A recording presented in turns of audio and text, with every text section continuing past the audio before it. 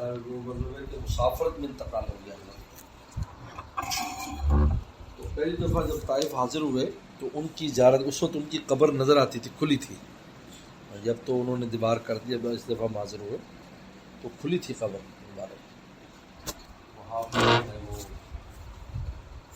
حاضری دی.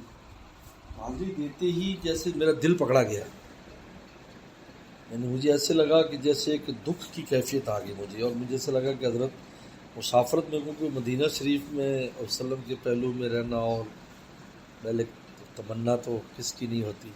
اس لیے پیغمبر سلام نے یہ دعا بھی مکہ شریف میں فرمائی تھی، اللہم لا تمتنا بہا، اللہ ہمیں یہاں موت نہ دینا، حتیٰ تخرجنا من، جب تک یہاں سے لے نہ جائے، تاکہ ہجرت جو ہے نا وہ ظاہری بھی وہ نا ہم دار الہجرت میں فوت ہوں. یہ اور مدینہ میں مرنے کے لیے فرمایا، لیکن مکہ میں یہ فرمایا جی لا تمتنا بہا اللہ تخرجنا منہا. تو ایسے دل پر نا جیسے ایک دکھ کی کیفیت آ گئی مجھے. تو اب کیفیت آئی تو میں رونے لگ گیا. اسی کیفیت میں پھر آ کر احرام باندھا ہم نے واپسی پر، اور یعنی مسلسل روتا ہوا. یعنی میں مکہ شریف آیا، اسی میں طواف، اسی میں سعی کی.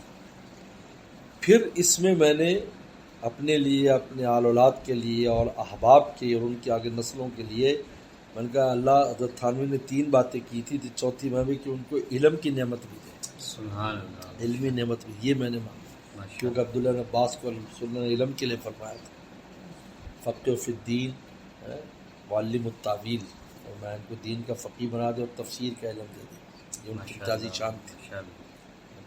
میں جب بھی وہاں حاضر ہوتا ہوں تو تفقہ فی القرآن مانگتا ہوں، تدبر فی القرآن، کیونکہ ان کا خاصہ تھا یہ مجھے وہ یاد ہے کس طرح وہ یعنی گھنٹوں کے اندر یہ جنی گھنٹوں یہ کیفیت رہی. بعد میں جب میں نے عمرہ کر لیا پھر جا کر میں نے طبیعت بحال ہوئی. تو اللہ سے امید رکھتا ہوں کہ انشاءاللہ یہ چوتھی دعا بھی ہمارے نسلوں میں، یعنی ہم میں علم آ جائے، ہمارے خاندان علمی خاندان ہو. ماشاءاللہ. کوئی کچھ بھی ہے لیکن علم ہو اس کے اندر، خود کو بھی علم حاصل ہو، ہمارے متعلقین کو بھی، یعنی علمی قد ان کا اونچا ہو. پورا عالم ہونا ضروری نہیں ہے لیکن علمی قد ہونا چاہیے.